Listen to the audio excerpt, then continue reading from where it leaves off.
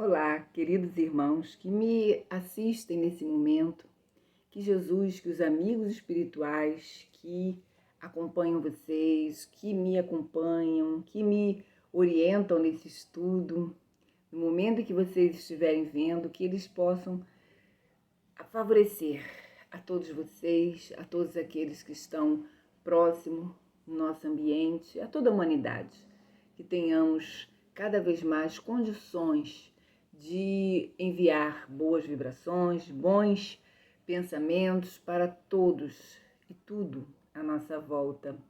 Aqui estamos para fazer mais um estudo do Evangelho segundo o Espiritismo. E hoje nós vamos falar um pouco sobre o capítulo 24. Não ponhais a candeia debaixo do alqueire. Vamos apenas comentar do item 1 ao 10. Então, nesse item primeiro, nós vamos ler de São Mateus, está em São Mateus, capítulo 5, versículo 15. Ninguém acende uma candeia para pô-la debaixo do alqueire. Põe-na, ao contrário, sobre o candeeiro, a fim de que ilumine a todos os que estão na casa. Então, Jesus quis dizer, né, que a verdade, os conhecimentos sobre a lei de Deus devem estar ao alcance de todos, devem estar disponíveis a todos.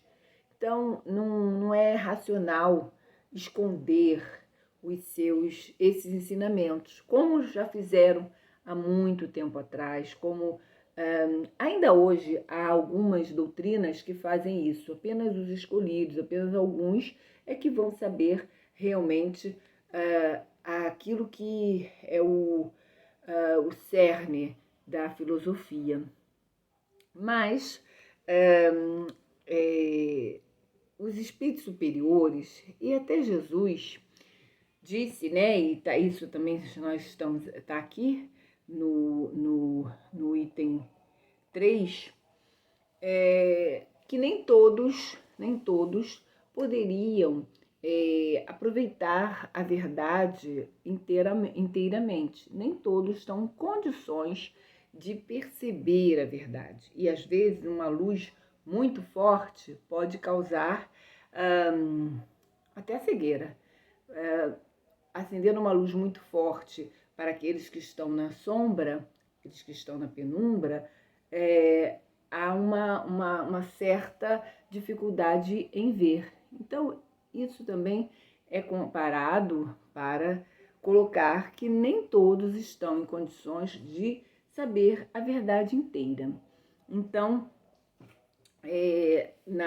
no item 3, né, os discípulos perguntaram, no item 3 do Evangelho segundo o Espiritismo, que na verdade está em São Mateus, capítulo 13, versículos de 10 a 15. Mas no item 13, Kardec põe esse comentário de Mateus, né, que Jesus falou que os discípulos perguntaram por que ele falava por parábolas.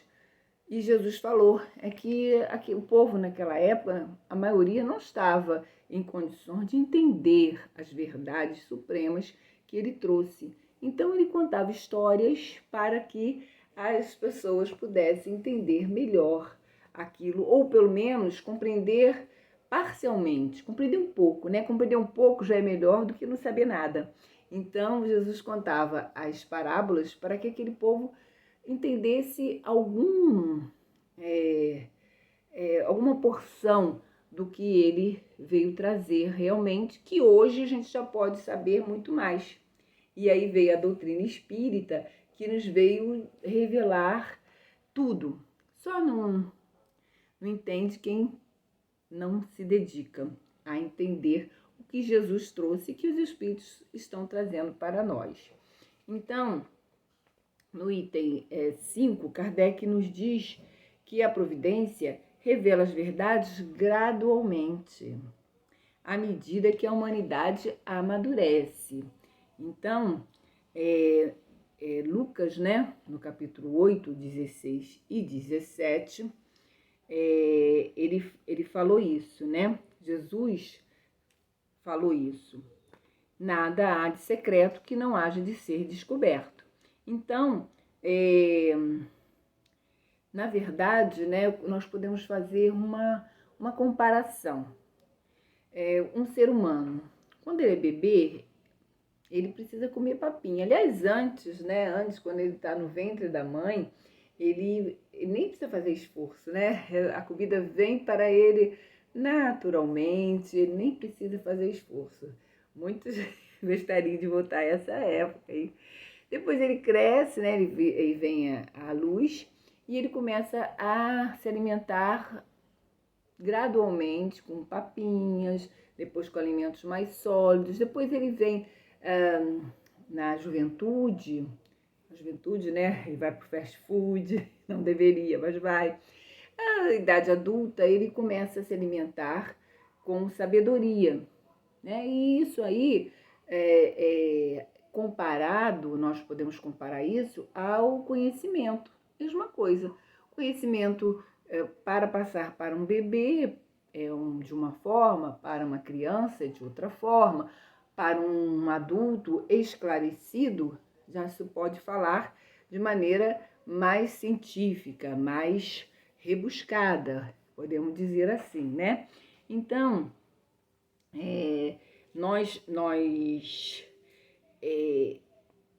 vendo, né, isso tudo que a doutrina espírita nos fala, os espíritos nos falam, Jesus nos falou que nós devemos dar a luz para todos, iluminar a todos, nós sempre ficamos com um pouco de reserva, assim, né, sem estudar, sem ir a fundo, por esse item que Mateus relata no capítulo 10, itens 5 a 7, e que no Evangelho, segundo o Espiritismo, também está os itens 8 a 10, que Kardec colocou como título, não vades ter com gentios.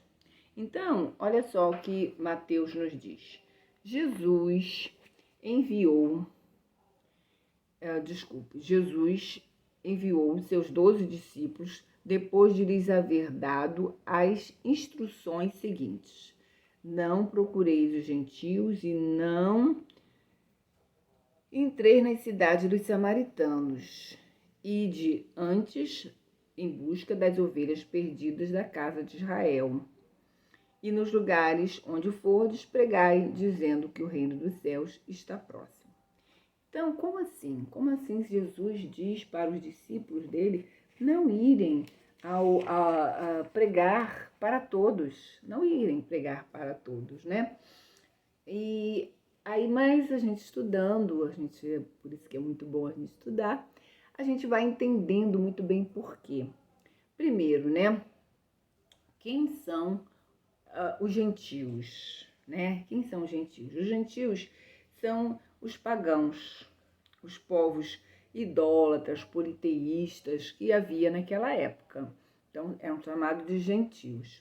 E os samaritanos. Quem são os samaritanos, né? Os samaritanos é um povo, né, que faz parte, né, das 12 tribos de Israel, naquele tempo, naquela nossa história, né, nos conta que Abraão era o patriarca dos judeus, seu filho Isaque, e depois veio Jacó, e de Jacó saíram as 12 tribos de Israel. Os samaritanos faziam parte dessas 12 tribos, mas eles viviam em conflito com os irmãos do reino de Judá. Aí vem, né, a palavra judeus. Os irmãos do reino de Judá são os judeus, que adoravam a Deus no templo de Jerusalém. Os judeus construíram o templo de Jerusalém e diziam que Deus devia ser adorado no templo de Jerusalém. Os samaritanos, que eram do reino da Samaria, eles quiseram e fizeram, né, um templo para adorar a Deus no Monte Gerizim. Então, eles diziam, e tinham argumentos muito sérios, para que eles fizessem isso. O Monte Gerizim fica na atual Cisjordânia. Aquele lugar lá é complicado, né, gente, até hoje. Mas enfim. Mesmo quando esse templo foi destruído no ano 128 a.C., eles continuaram a fazer lá os seus sacrifícios, a sua adoração. Então, havia esse conflito. Mas Jesus, né? Ele pessoalmente, ele foi até os samaritanos. Então, nós temos o episódio que se passa no Poço de Judá, onde ele encontra, ele está sozinho, olha que os discípulos, ele deu um jeito dos discípulos irem fazer compras, irem se afastar, de fazer alguma coisa, e ele sozinho, ele encontra com a mulher no poço, né, de Jacó. E tem uma conversação muito grande, né? Quem quiser pode ir lá em João, no capítulo 4. E ele conversa com essa mulher, fala sobre a sua vida, ele demonstra a ela que ele sabia de muitas coisas, então ela se convence que ele é um profeta, ela se convence. E porque ele é um profeta, ela aproveita a oportunidade para perguntar aonde que se deveria adorar a Deus. Onde que é certo adorar a Deus. Aí Jesus responde para ela de uma forma que ele está falando para nós agora. Eu vejo ele falando para nós, muitos de nós da humanidade, né? Quando eu digo nós, a maioria, muita gente, dos homens e mulheres e das personalidades hoje, ficam dizendo melhor adorar a Deus na igreja evangélica, melhor adorar a Deus na igreja católica, ou Deus quer que a gente adore no templo espírita. Tem gente que pensa assim. E o que Jesus falou para essa mulher? Olha só o que Jesus falou. Está chegando a hora em que nem neste monte, nem em Jerusalém adorareis o Pai. Mas está chegando a hora, e é agora, em que os verdadeiros adoradores adorarão o Pai em espírito e verdade.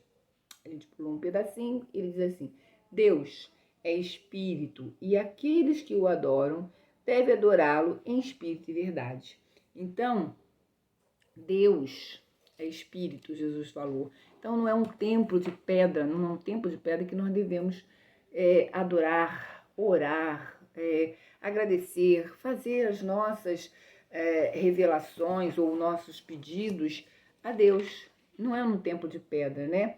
Então, isso para nós, né, assim, muito interessante, porque muitas vezes, sem percebermos, nós valorizamos muito um lugar.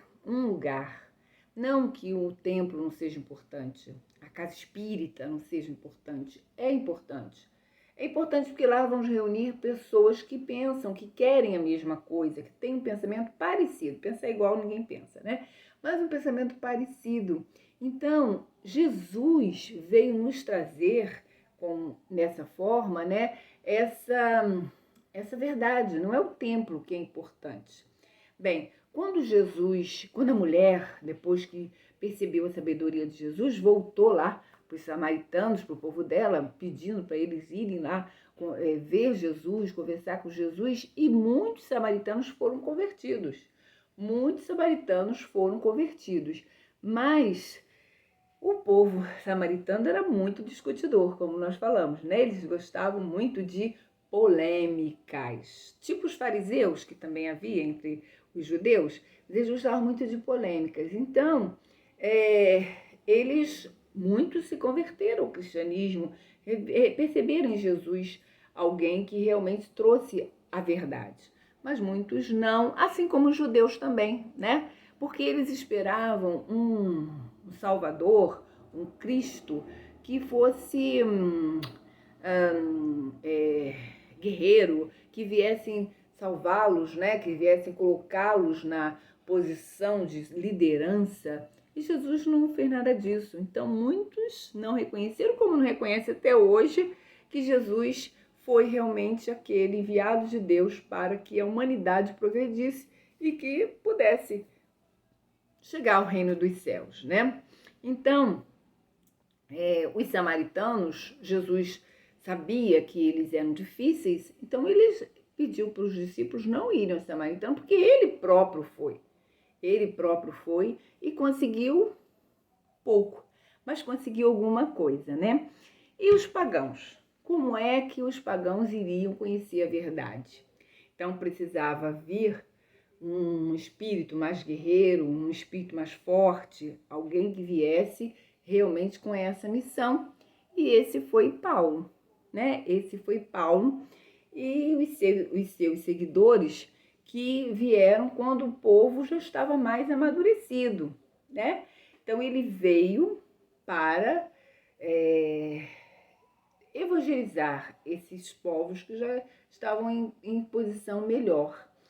Paulo tenta, na verdade, Paulo não sabia que ele tinha que fazer isso, né? Porque no início, assim que ele reconhece a sua missão, ele tenta pregar nas sinagogas, com seus irmãos lá, com os judeus.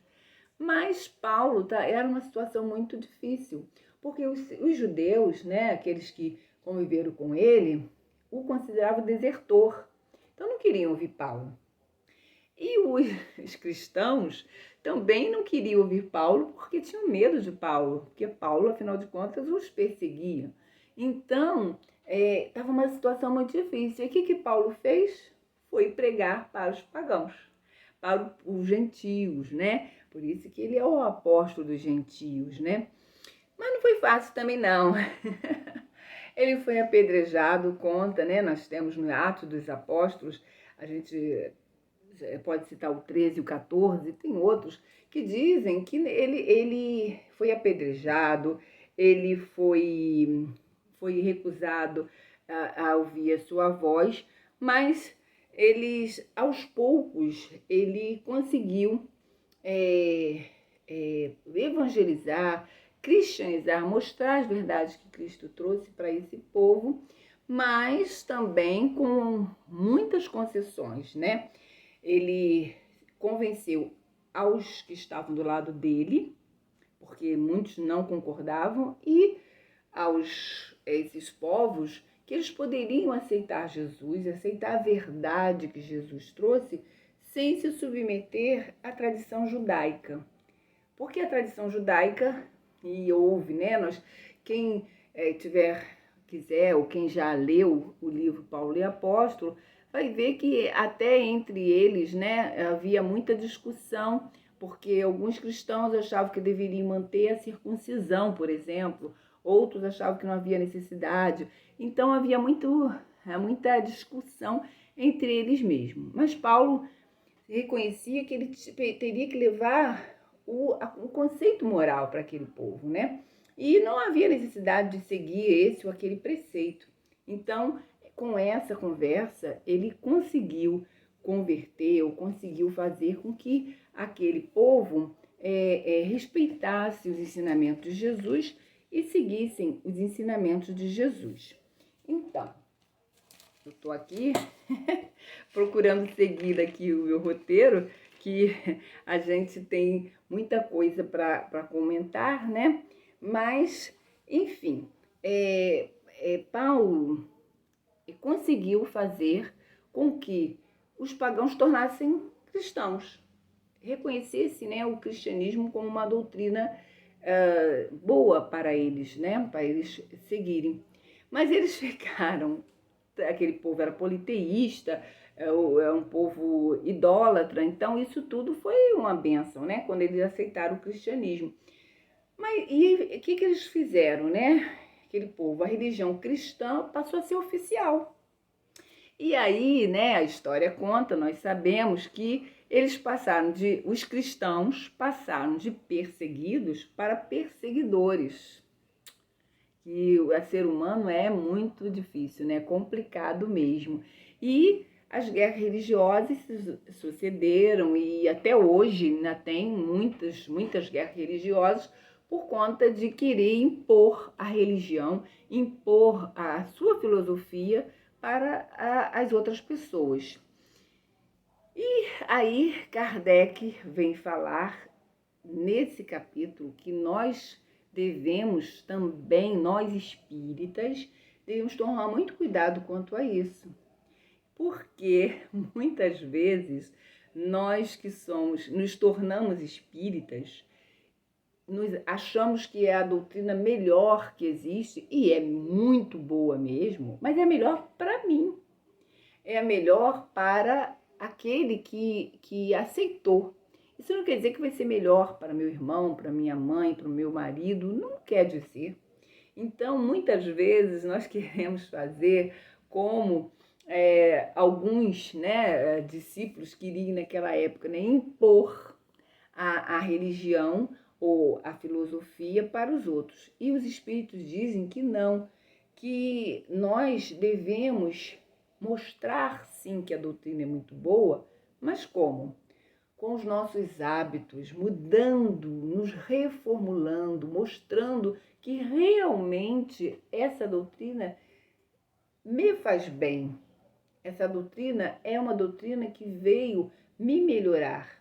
Assim, com certeza, nós conseguiremos, é muito mais fácil nós conseguirmos que a doutrina seja valorizada. Porque vai chegar o momento que aquele meu parente, aquela pessoa que eu gostaria tanto que ele se tornasse espírita, ele pode não se tornar espírita, mas ele pode dizer, poxa, você melhorou tanto, eu acho que essa doutrina é boa mesmo. E quem sabe, né, ele até se interessa de estudar, de ir às reuniões, de ler os livros espíritas. Então, é assim que nós devemos agir, porque com certeza é isso que Deus quer. Deus enviou Jesus e o cristianismo veio não para formar opiniões diferentes, para combater outras opiniões. Não, ele vem mostrar a verdade, a luz, né, que deve ficar sobre o alqueire. Agora, isso não quer dizer que somente os cristãos tenham a luz. Não, é uma maneira que nós, eu e muitas pessoas, conseguimos ver a lei de Deus, conseguimos ver Deus através dessas verdades, mas não quer dizer que exista só esta maneira de passar a verdade, né? Então, nós temos aqui nesse capítulo 24 mesmo, né? Nós temos aqui no item 10 que diz assim: essas palavras podem também aplicar-se aos adeptos e aos disseminadores do espiritismo. Os incrédulos sistemáticos, os zombadores obstinados, os adversários interessados, são para eles o que eram gentios para os apóstolos. Que, pois, a exemplo destes, procurem primeiramente fazer prosélitos, quer dizer, adeptos, entre os de boa vontade, entre os que desejam luz, nos quais um germe fecundo se encontra e cujo número é grande, sem perderem tempo com os que não querem ver, nem ouvir, e tanto mais resistem por orgulho, quanto maior for a importância que se pareça ligar à sua conversão. Então, os Espíritos nos advertem que, assim como Jesus falou para os apóstolos não ir aos gentios nem aos pagãos, nós também não devemos ficar forçando a barra, né, vamos dizer assim, para que as pessoas aceitem o Espiritismo. Ele diz um pouquinho mais adiante, diz assim: na época de Jesus, em consequência das ideias acanhadas e materiais, então em curso, tudo se circunscrevia e localizava. A casa de Israel era um pequeno povo. Os gentios eram outros pequenos povos circunvizinhos. Hoje, as ideias se universalizam e espiritualizam. Olha, meus irmãos, que os espíritos escreveram isso há quanto tempo? Kardec escreveu, isso aqui é a palavra de Kardec. A luz nova não constitui privilégio de nenhuma nação. Para ele, não existem barreiras. Tem o seu foco em toda parte e todos os homens são irmãos. Então, ele diz, já não são combatidos, né? A gente pulou um pedacinho. Aí ele diz que hoje já não são combatidos com armas de guerra, mas com a força da ideia. E olha, meus irmãos, na verdade, como a doutrina espírita está sendo divulgada atualmente através dessa mídia que nós estamos usando, através do rádio, da TV, não precisa nem falar que é espiritismo, mas as ideias espíritas estão sendo divulgadas cada vez mais, até por quem não é espírita. Então, que nós possamos cada vez mais colocar na nossa mente essa grande verdade. O espiritismo é universal. Ele não pertence apenas ao espírita, ele não pertence apenas à casa espírita, não. A doutrina espírita, assim como o cristianismo, veio para nos trazer a luz a todos. E cabe a nós favorecermos cada vez mais que essa doutrina se espalhe, avance, pregando nas portas, pregando nas praças, não. Simplesmente fazendo o que nós estudamos, o que nós aprendemos.